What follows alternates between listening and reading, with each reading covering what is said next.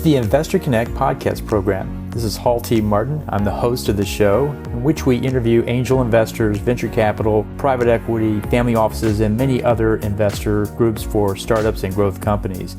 I hope you enjoyed this episode. Thank you for joining us.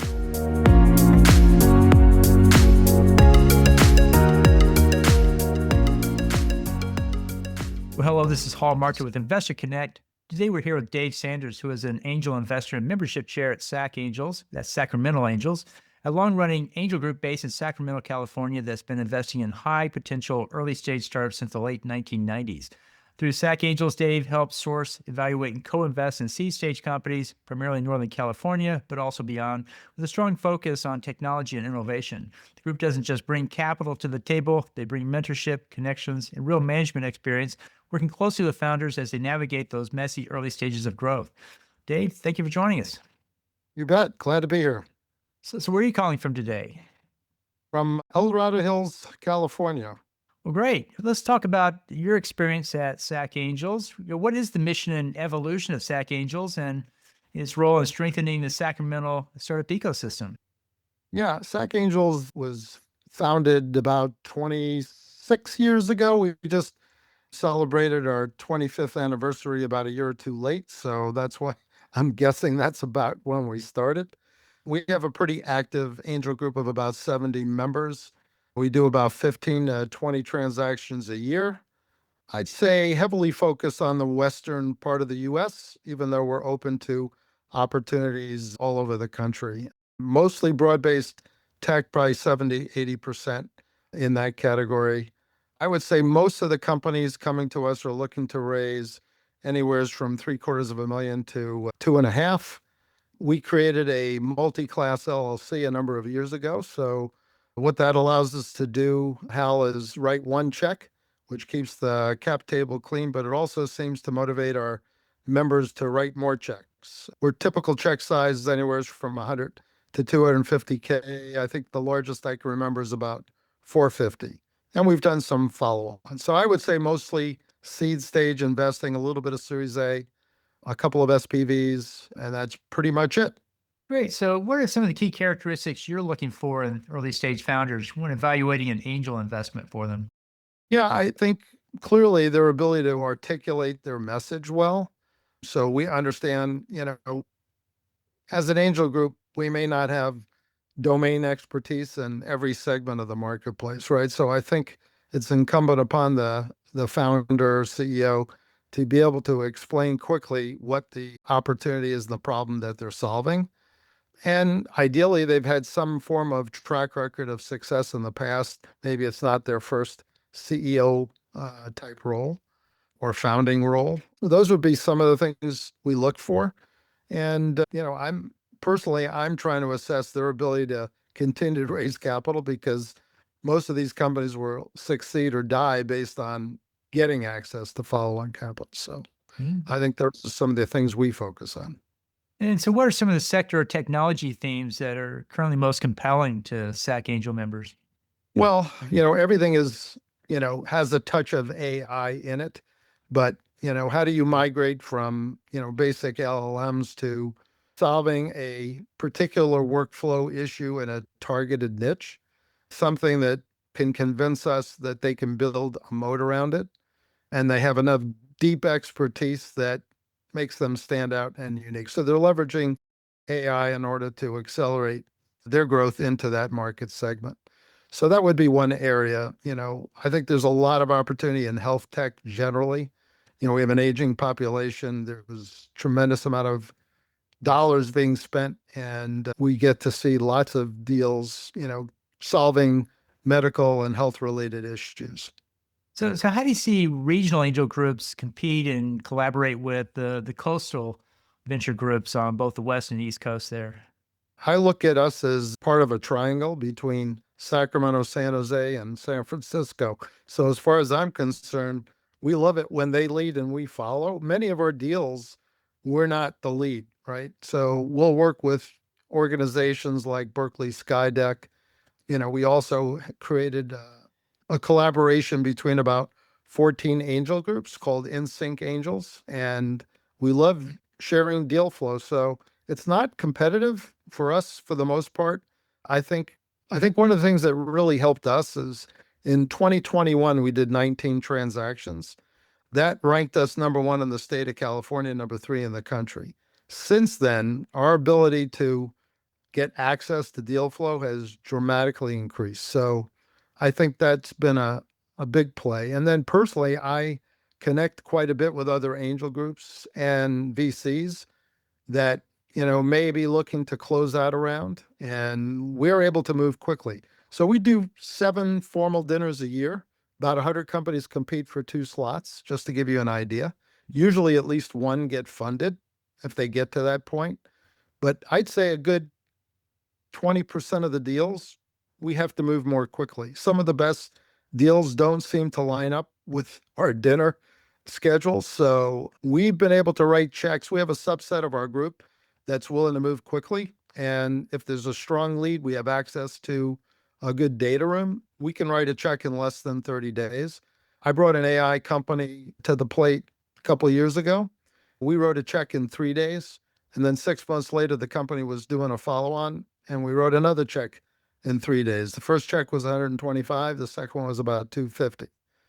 So I think that differentiates us a little bit in terms of our ability to move quickly when we see a really good opportunity. Well, you've seen quite a few successful portfolio companies come through based on your track record.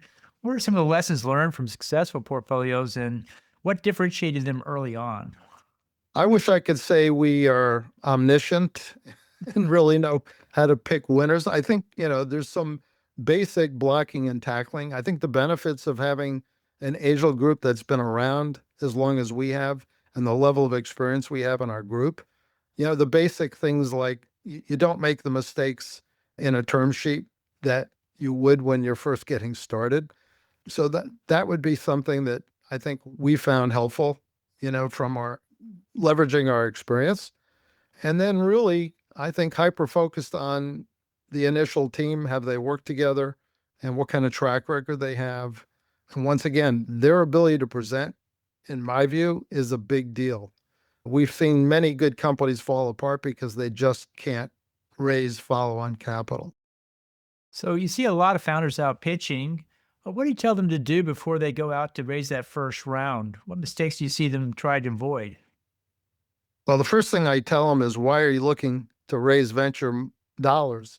You know, if you look at the entire ecosystem of venture, that still represents what, a couple of percent of the companies that get funded around the country. So my first question is, do you have a credit card? Do you have any friends and family that want to invest in your venture? Not every company should be looking towards venture as a source of funding. Now, when they get past that, I think our experience has been over the last several years, we're investing more and more later stage. Very few deals are pre-revenue today. So we're really encouraging companies to be lean and mean and legitimately show month over month traction and proof of market fit. I think if they can't do that today, they're going to struggle to raise capital. Well, let's talk about the importance of syndication and co-investing in early stage deals. What do you see going on there and what can you do to foster that?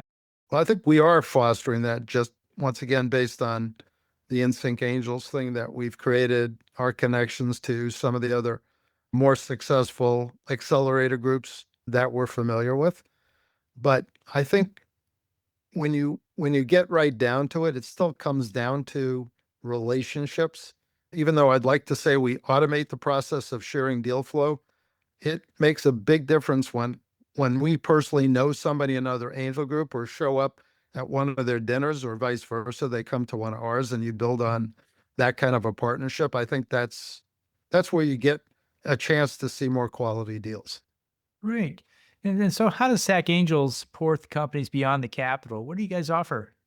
Well, each of us spend an inordinate amount of time coaching and mentoring. Once again, they come, looking for money, but what they really need is, more times than not, access to gray hair, deeper expertise, the ability to open up doors. I spend too much of my time on the coaching and mentoring, but it's truly what I enjoy doing. So if I can use my Rolodex to make a strategic connection for them, it's fun for me and it's a difference maker for them. Great. Well, here post COVID, what trends are you seeing in the angel investing market? What strategies are you adopting today? I don't know that anything is fundamentally changed post COVID, other than once again, we're expecting companies to get further along on their own nickel before they come to us. Probably that more than anything else. You look back at what happened during COVID, and these are things you can't predict. But more important, that they know how to survive in challenging times. And there's going to be times where capital is scarce, and can they keep the business afloat and get through the tough times? Are you seeing that the exits are taking longer or people are staying private much longer? What's your experience there for getting to the exit? Yes, it's definitely taking longer. I'm also a GP in a micro fund. We invested in about 25 companies, and COVID was not our best friend, so we're finally at a point where we've got six left and they should be exiting in the next 18 to 24 months. But yeah, I mean, it does take longer to exit, although some of the AI-based companies, I'm hoping they can exit in 3 to 5 years, because if they don't, the odds of somebody in a garage overnight coming up with something similar is scary. So I think there's going to be an opportunity for people to go, okay, I can get a nice exit here if I can just get to 5 to 10 in revenue and get out before, the things I don't know come and bite me in the butt. Well, in some circles, the secondary is the new exit opportunity. What's your take on secondaries for angel investments? Well, if you're lucky enough to be in a company that legitimately can take advantage of a secondary, then, obviously it's a good solution for companies that are going to linger before they, either get acquired or do an IPO. So I think there's value, but, most of the companies we're investing in don't offer secondary opportunities. Right. And so what's your advice for new or, starting angel investors, wanting to build their own portfolio? What do you tell them to do before they kick that off? I would say join an angel group, where you can start to learn the things you don't know that, can make or break a deal. You'd like to eliminate the dumb mistakes early. I would put small amounts of money to work on more companies, because I think over time, having a portfolio big enough that, as much as we'd like to think we can pick the winners, I think portfolio investing makes a lot more sense. At least it's worked that way for me personally. There's just too many things when you're coming in as an early investor that you can't predict, things like COVID. And so we always teach diversity and diversification to achieve a return. How many investments should an investor make before they can expect to get the benefits of that? When I talk to new members that come on board, I tell them they should be expecting to make 15 to 20 investments over the next 4 to 5 years. Oh, okay. And what kind of returns do you guys talk about in your circle there? Well, that's always a great question. There's studies that have been done, that over a 20-year analysis, if you invest in, 15, 20 plus companies, and let's say you have consistent discipline, putting the same amount of money into each one, not trying to pick winners too early, I tell people that it's not unrealistic to look at IRRs of 20%. Mhm. No, that's pretty good. So, well, in the last minutes that we have here today, what else should we cover that we haven't? No, I think like anything else, as a startup, no great company's ever been built with one person. Align yourself with people that complement your skill set. Do a good job of vetting them out. Partnerships can either be great or they can kill a company. But, today I think the expectation is you need to get further more quickly. And usually that requires more than just one person. But in the future, it might be one person and 10 agents that help you get there. So we'll have to see how that progresses over time. Well, it sounds like you got a great group and you're doing great things there. Appreciate you taking time to share that with us today. How best for listeners to get back in touch with you? Yeah, you can reach me at dave.sanders@sacangels.com. Great. We'll put all your details in the show notes there. I want to thank you for joining us today and hope to have you back for a follow up soon. You bet, Hal. Thanks for your time. Investor Connect helps investors interested in startup funding. In this podcast series, experienced investors share their experience and advice. You can learn more at investorconnect.org. Paul T. Martin is the director of Investor Connect, which is a 501c3 nonprofit dedicated to the education of investors for early stage funding. All opinions expressed by Hall and podcast guests are solely their own opinions and do not reflect the opinion of Investor Connect. This podcast is for informational purposes only and should not be relied upon as a basis for investment decisions.